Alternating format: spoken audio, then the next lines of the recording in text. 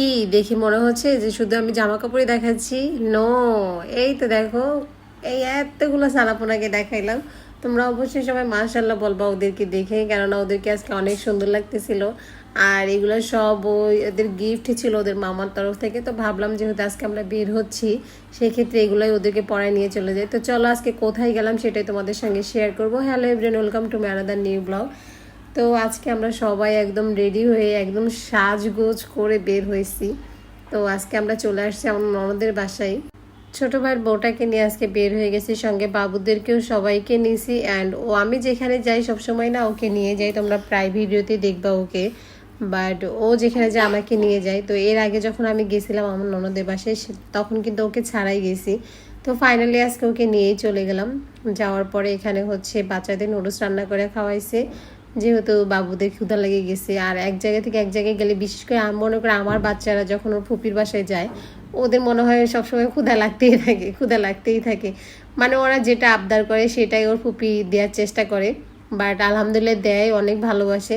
আর ওরাও মনে হয় ওর ফুপিকে অনেক পছন্দ করে, অনেক ভালোবাসে। ওরা গেলেই শুধু ফুপি এটা খাবো ওটা খাবো এরকম করে। তো যাই হোক, এখানে আমরা কাজ করতেছিলাম, সবগুলো ফল কেটে নিলাম, নিয়ে আমি হচ্ছে বসেই ছিলাম। তো ইফতারে এখনও অনেক সময় আছে, আজান দেয় নাই। তো ভাবলাম যে মুড়ি মাখানো আইটেমগুলো সবগুলো ভেঙে নেই। তো আমি এখানে সবগুলো ভাঙতেছিলাম আর সবাই মিলে গল্প করতেছিলাম।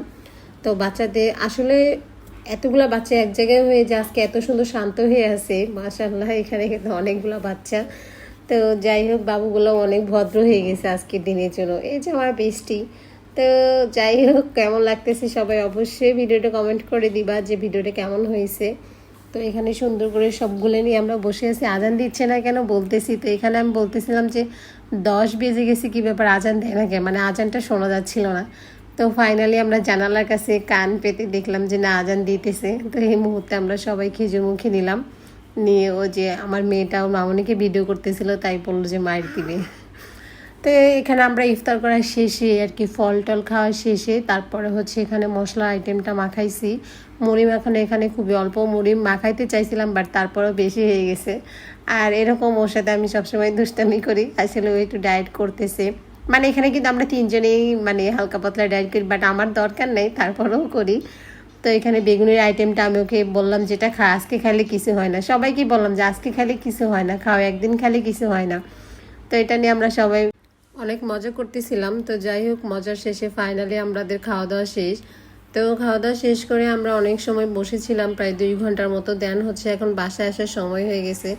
তো এই সময় আমাদেরকে খাবার না খেয়ে একদমই আসতে দিবে না। আর যেহেতু আমরা হঠাৎ করে গেছি, তারপরে এত সুন্দর আইটেম করছে বলার বাহিরে। দেন হচ্ছে এখানে লতি দিয়ে মাছ রান্না করছে, মুরগি মাংস রান্না করছে, এখানে পটলের তরকারি ছিল। তো আমি কিন্তু কখনো লতি খাই না, বাট ওই দিনকার লতি খাইছে, আমার কাছে এত মজা লাগছে লতির তরকারিটা। আর বাচ্চারা অনেক মজা করে খাইছে।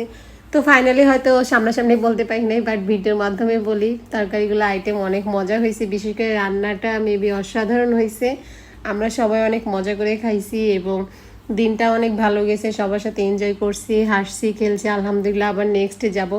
তো নেক্সট আবার ভিডিও দেখার জন্য সবাই অবশ্যই আমার পেজটি ফলো দিয়ে পাশে থাকবে। অ্যান্ড ততক্ষণ সবাই ভালো থাকো, সুস্থ থাকো, অ্যান্ড টাটা।